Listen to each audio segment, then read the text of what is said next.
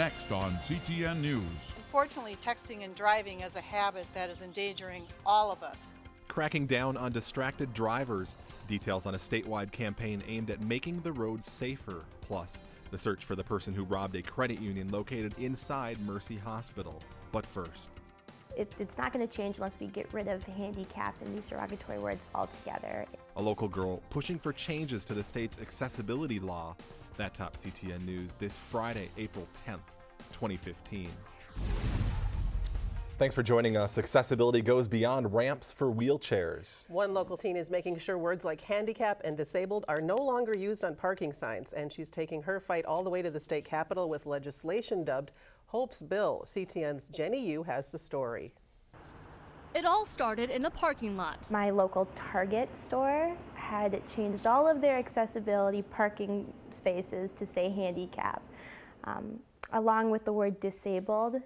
Disabled is synonymous with incapable, broken down, and powerless. Hope Hoffman is a senior at Champlain Park. I had seen more and more handicap parking spaces popping up. And advocacy runs down her spine. I was born with spina bifida.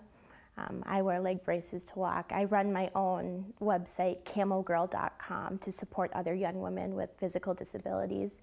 I have a passion for changing. And with that passion, she turned to her dad, John Hoffman, who happens to know a thing or two about making changes. And so I said, okay, Hope, write a bill.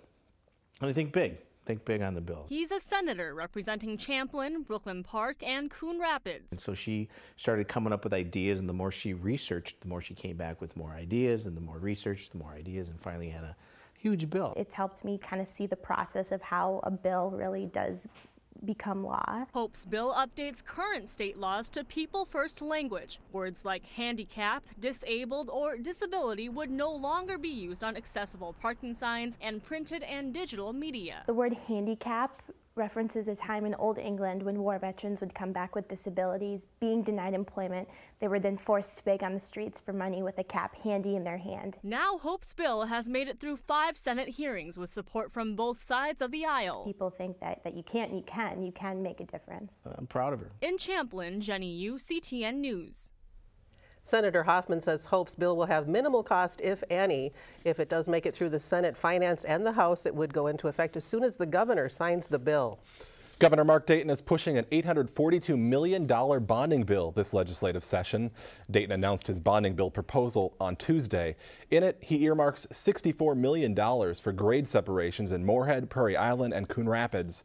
Local public safety officials hope a bridge is constructed over the railroad tracks at Hanson Boulevard to reduce delays and increase safety. The National Transportation Safety Board is calling for more robust and fire-resistant rail cars to transport flammable liquids such as crude oil and ethanol. In its recommendations released this week, the board calls for an aggressive schedule of replacing and retrofitting the current rail car fleet with better thermal protection against heat from fires. The recommendations come as crude oil traffic continues to increase, including right here in Minnesota. An estimated 326,000 Minnesotans live within a half-mile of railroad tracks that carry crude oil. The search is on for the person who robbed the credit union inside Mercy Hospital late last week. Last Friday morning, the suspect entered the credit union, which is located in the lower level of the east side, placed a bag on the counter and demanded money. The suspect got away with an undisclosed amount of cash. The suspect is described as 5 feet 6 inches tall, weighing around 160 pounds, and was wearing a construction worker type clothing, including a hard hat and vest. A reward is being offered. Anyone with information is asked to call Coon Rapids Police at 763-767-6481. Law enforcement agencies across the state will be cracking down on distracted drivers next week. Officials estimate 1 in 4 crashes on Minnesota roads are caused by someone not paying attention. On Thursday, officials with the Minnesota Department of Public Safety held a news conference in Shakopee to highlight the dangers of distracted driving. Last year, distracted driving resulted in 56 deaths and 234 serious injuries. In Minnesota, it is illegal for drivers to read, compose, or send texts and emails and access the web while the vehicle is in motion or sitting in traffic. Now, education and enforcement are both part of the solution to this, but every driver needs to make an individual decision to not utilize their phone to send and receive messages while driving. And I hope that drivers make that decision before they find themselves in a tragic situation. Last year, authorities cited more than 3,000 drivers for texting or sending electronic messages while driving. It's a petty misdemeanor moving violation with a fine between $125 and $145 depending on the county. The Coon Rapids Police Department is the proud owner of a new radar system. The radar was donated by the Minnesota Office of Traffic Safety and presented at Tuesday night's City Council meeting.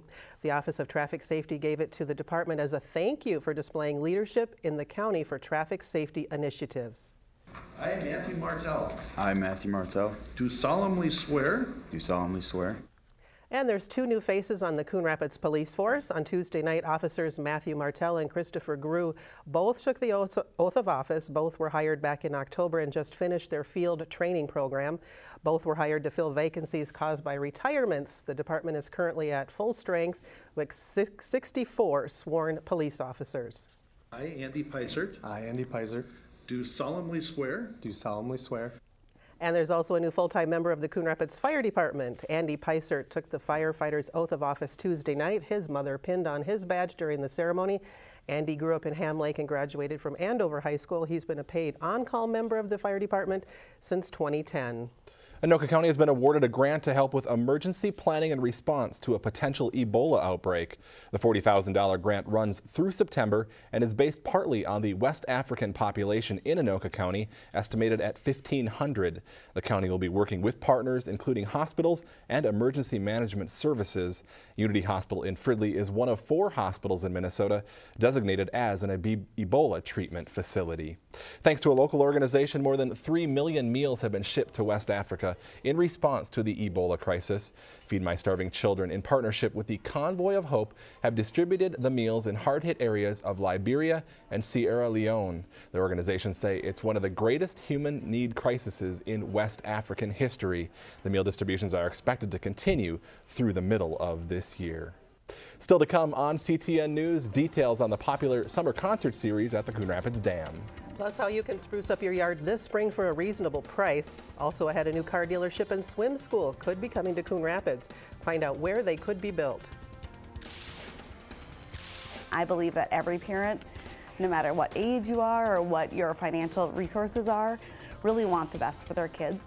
And how parents are helping each other through the first ever community baby shower coming up. So, I'm kind of new here, but I've noticed a trend. My human does this funny thing where she goes around and gets all my toys, and then she hides them in that basket by the door. It's like, hello, that's where you put it last time. You were the worst at hide and go seek.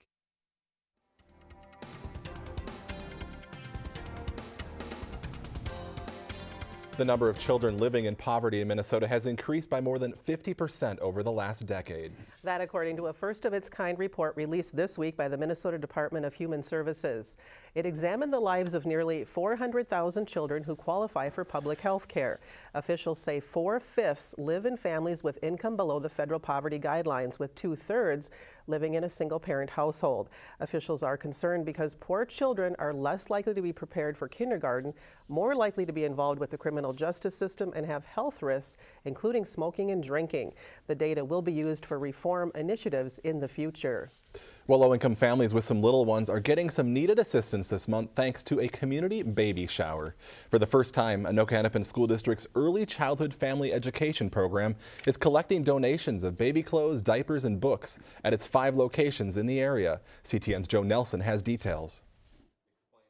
Parents know the struggles of raising a newborn, but things can be even more challenging when mom and dad are living on a low income or are still kids themselves. We often hear the need for, we need diapers, or we're running out of formula. We have families come sometimes that don't have coats. In Minnesota, winter can be cold, and so blankets and those kind of things are really important for families to be able to safely get their children to and from class. ECFE says by working closely with teen parents and low-income families, they've come to understand how great the need is for items like these in the community. So this year, as part of the National Week of the Young Child campaign, ECFE is organizing a community baby shower, collecting what families with infants need at each of its 5 sites in Coon Rapids, Andover, Brooklyn Park, and Anoka. And we thought maybe a community baby drive would be the best thing, and we really wanted to tailor it towards our families in Anoka-Hennepin district. So we're collecting items like diapers and wipes and blankets and onesies and bottles and things that parents might have left over, or can really help donate to other families in need. We do have families that are in homeless situations, families that just, you know, continually are struggling and just can't quite get ahead, also benefit from these items. It's just a great thing to help our local families. It's you know, a lot of times people want to give and just don't know, you know, what or how, and this is a way that we can definitely help support our local community and do something great for those families that really need it. In Anoka County, Joe Nelson, CTN News. The community baby shower runs through Friday, April 17th. For a list of items needed and donation locations, go to our website at ctnstudios.com. A car dealership and swim club could eventually be constructed near Highway 10 and Hanson Boulevard. On Tuesday night, the City Council approved an amendment to the planned unit development for the Gateway Commerce Center, which is currently home to a McDonald's, Holiday Gas Station, and Caribou Coffee Shop. Walzer Group wants to add a location in Coon Rapids, and a swim event center is interested in building on the site. If constructed, both would be located on the west end of the property. Plans for a new senior housing complex continue to move forward. This week, the City Council approved the site plan allowing flexibility for 35 units per acre. The maximum density allowed in Port area is normally 30 units per acre. Dominion wants to construct a 166-unit apartment, senior apartment building adjacent to the Coon Rapids Ice Center. All the units would be affordable to the households at or below 60% of the median income in this area. Construction could start as soon as September, with completion by the end of 2016. Orders are now being accepted for the city's annual tree sale, and there's several new varieties of apple and plum trees this year. The trees are sold in bare root form, ranging from 6 to 8 feet tall. Trees must be pre-ordered, and there's a limit of 4 per Coon Rapids household. They need to be picked up on Friday, May 1st, and planted the same day. For more information, log on to the city's website. The trees vary in price and can be paid for on the day of pickup. The annual Dessert and Coffee Concert Series wrapped up Thursday night in the Coon Rapids Civic Center.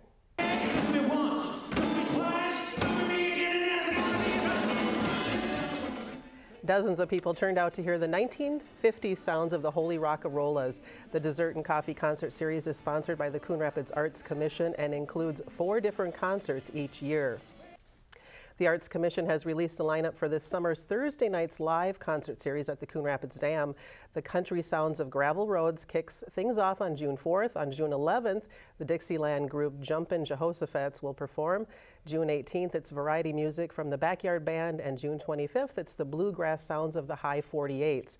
On July 9th, it's polka music from Diversico, the band, followed by R&B music from Sam Cusisto. On July 16th, the Sonny Winberg Band, and on July 23rd, the Island Time Steel Drum Band on July 30th. The summer concert series wraps up on August 6th with a Buddy Holly tribute band. All concerts are free and begin at 7, rain or shine. I'm glad you got all those names. Wow. Clint Eastwood's Sun stars in a new romance drama out in theaters this weekend. Howie Shapiro has a preview of that and more in this week's Now Showing. Luke, you need to stop, or next time you're more likely going to pick him up at the morgue. This is my life. It's all I know. I can't be with someone if every time they walk out the door, I don't know if I'm going to see them again. Promise me it'll come back. I promise. The Longest Ride. The lives of a young couple intertwine with a much older man as he reflects back on a lost love. I wish I could tell you it'll all be happily ever after. Not everybody gets that. You did. Wasn't that simple? Want to see something cool?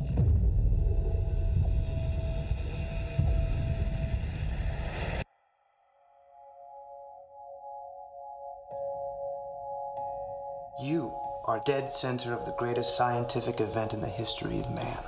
Ex Machina. A young programmer is selected to participate in a breakthrough experiment evaluating the human qualities of a female AI. You're wrong. Wrong about what?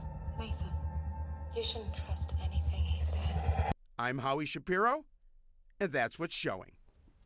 All right, thank you, Howie. All right, that is going to do it for us today. Thanks for watching. We'll see you back here again next week.